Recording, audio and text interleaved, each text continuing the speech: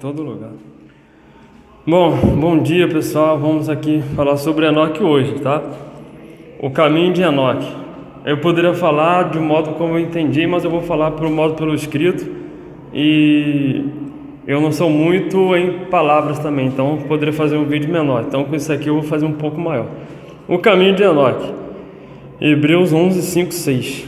Pela fé, Enoque foi trasladado para não ver a morte, e não foi achado porque Deus o trasladara, pois antes da sua trasladação obteve testemunho de haver agradado a Deus.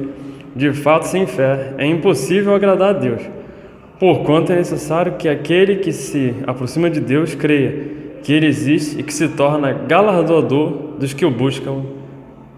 Talvez uma das figuras mais impressionantes da Bíblia seja Enoque. Ele estava vivendo na terra entre as pessoas, comendo com elas, andando, conversando, e de repente todos o procuraram e não o encontraram. Ele desapareceu completamente. Deus o trasladou, ou seja, Deus o arrebatou. Você já pensou em alguma coisa desse tipo? Você está andando na rua e de repente você desaparece e todos começam a te procurar. Deus o toma para ele. Deus olha para você aqui na terra e diz: você está tão parecido com as pessoas aqui do céu. Você não tem mais nada das pessoas aí da terra, e eu tenho tanta saudade de você, gosto de conversar com você, sabe, vou trazer você para ficar eternamente comigo. E então Deus arrebata você. Será assim justamente com a noiva. Todos da noiva serão assim. Fomos desprezados, fomos isso, fomos aquilo, em várias partes do mundo, mas aguardamos a volta de Jesus. Quando Deus tocar a trombeta, ordenar o toque da trombeta, sumiremos. E aí eles vão tentar nos dar valor, sendo que Deus já nos terá tomado para si. Foi isso que aconteceu com Enoque, gente. Ele foi arrebatado. Isso aconteceu porque ele agradou o coração de Deus, mediante a sua fé. E na sua fé baseou-se em 2 pontos. Deus existe e é a certeza do invisível. Versículo 6. Deus recompensa a confiança no cumprimento das promessas. Voltamos em Hebreus 11:1, a confiança no cumprimento das promessas e a certeza do invisível. Deus existe. Enoque viveu um tempo em que as pessoas não acreditavam em Deus. Elas podiam até mesmo afirmar com a boca que acreditavam, na existência dele, contudo no dia a dia viviam como se Deus nem existisse. Judas fala sobre isso aonde? Em Judas 14:15, quando este foi quem também profetizou, Enoque, o 7º depois de Adão, dizendo: eis que veio o Senhor entre as suas santas miríades, para exercer ou trazer, juízo contra todos e para fazer convictos todos os ímpios acerca de todas as obras ímpias, que impiamente praticaram, e acerca de todas as palavras insolentes que ímpios pecadores proferiram contra ele. As obras ímpias das pessoas não estavam nem aí para Deus. Elas praticavam as obras ímpias, elas viviam de qualquer jeito, de qualquer maneira. Não lhes importava o que Deus dizia, não importavam os valores de Deus. Relativização. Elas viviam os próprios valores, elas não buscavam os valores de Deus, elas não buscavam aquilo que era absoluto aos olhos de Deus, elas haviam relativizado todas as coisas, e o padrão do que é certo deixou de ser Deus. O padrão que é certo ficou sendo a vontade do próprio ser humano. Por exemplo, se Deus estabelece o padrão de não mentir, as pessoas diziam que a questão de mentira é relativa, em que determinadas circunstâncias deve-se mentir. Se Deus estabelece o padrão de não cobiçar, as pessoas diziam que a questão da cobiça é relativa e que em determinadas circunstâncias deve cobiçar. Você vê, se Deus estabelece o padrão de sexo dentro do casamento, tem que ser dentro do casamento. Por causa do vínculo de compromissos da aliança, as pessoas diziam que o sexo deveria acontecer em qualquer momento, desde que as pessoas se imaginassem comprometidas umas com as outras.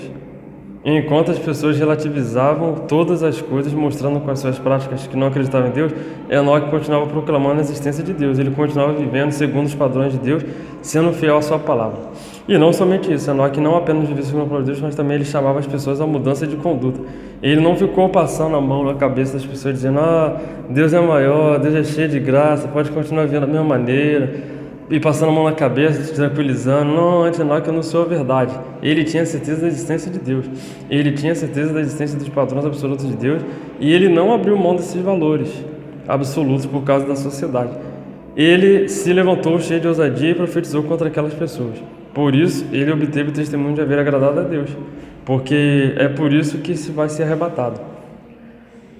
Ele foi arrebatado, mas não apenas isso. A fé de Enoque não se apoiava somente na certeza da existência de Deus, ela respeitava a presença de Deus, ela temia com o temor de respeito.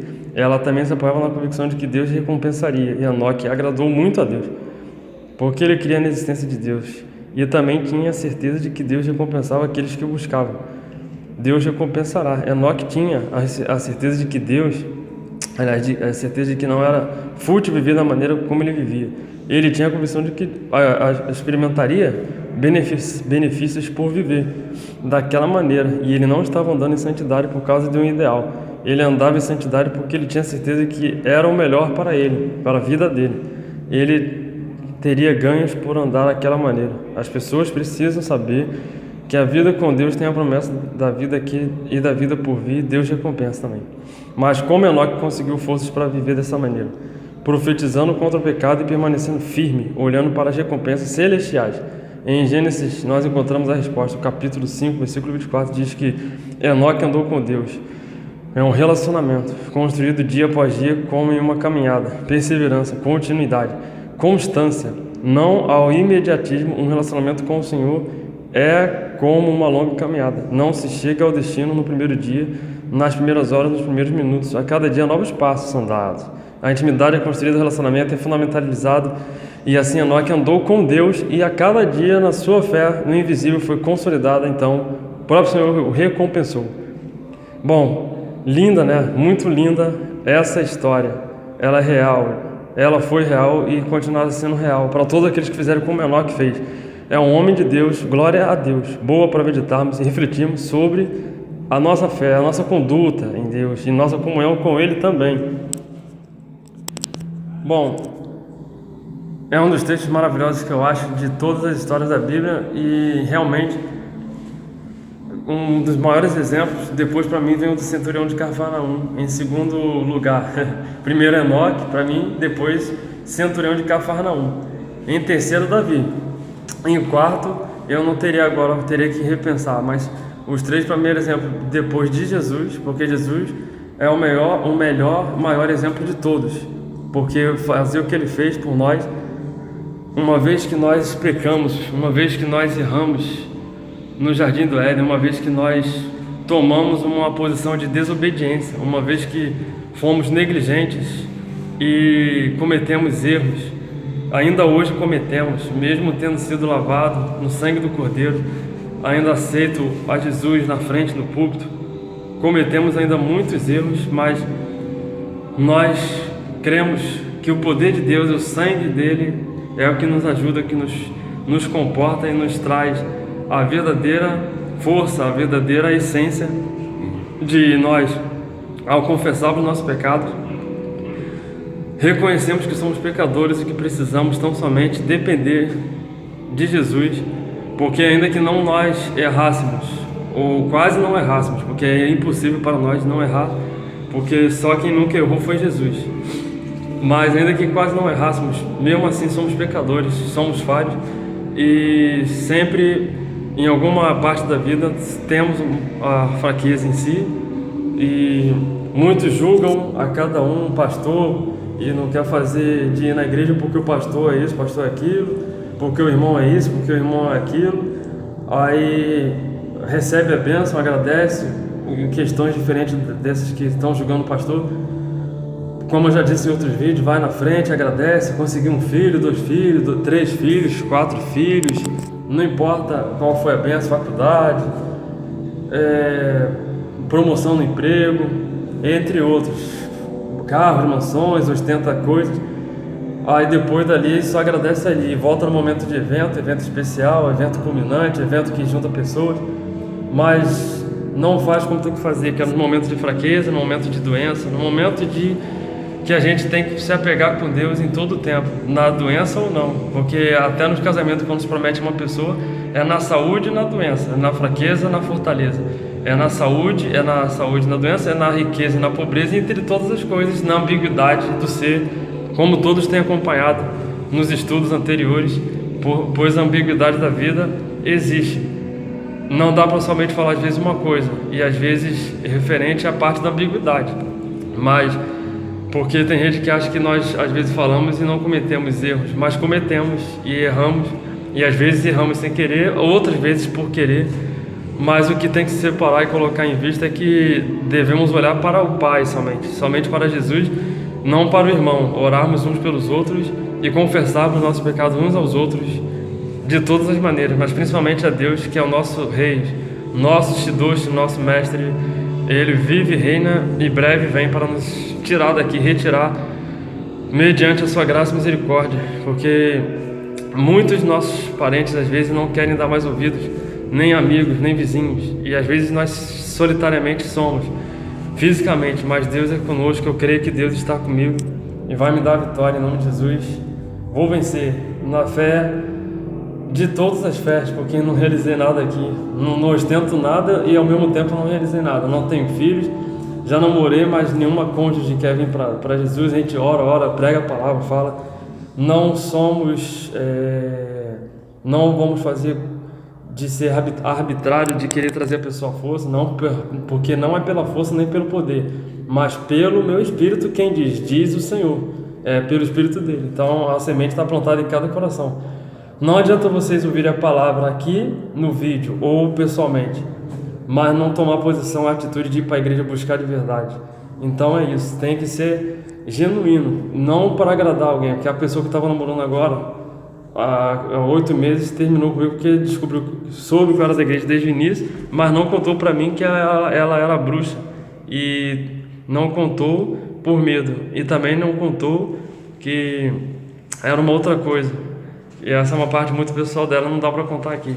Daí terminou, mas eu contei desde o princípio que eu era, quem eu fui, o que eu não posso, o que eu posso, para poder justamente não fazer errado contra Deus, porque é com Ele que eu me importo.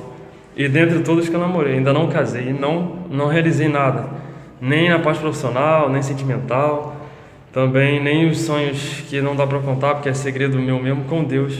Mas eu tenho certeza que Deus vai nos arrebatar, vai me arrebatar em nome de Jesus, e os meus sonhos sobem com Ele, porque eu vejo que tem criancinhas que sonham, e que no sonho do grupo do WhatsApp, os pais colocam lá, fulaninho, pequenininho, de 4 anos, quer casar, e vai casar, já é pequenininho, mas Deus está vindo, vai arrebatar, vai casar, não no céu, mas num período milenar, num futuro mais à frente que Deus colocar. Todos os sonhos, até as criancinhas que são agora, depois vão ser adultas, elas também vão realizar os sonhos. Montaremos casas, faremos tudo de novo, só que dessa vez sem pecado. Então, é isso. Quem tinha dúvidas, já tirou as dúvidas sobre os sonhos não realizados, mas a busca é incessante. A gente luta para continuar, para realizar os sonhos. Mesmo que essa moça fosse da maneira que eu quisesse, o certo é casar no papel ou na igreja, qualquer um dos dois. Depois sim fazer planos para ter filhos, e os outros sonhos seguem, mas tudo dentro da palavra de Deus,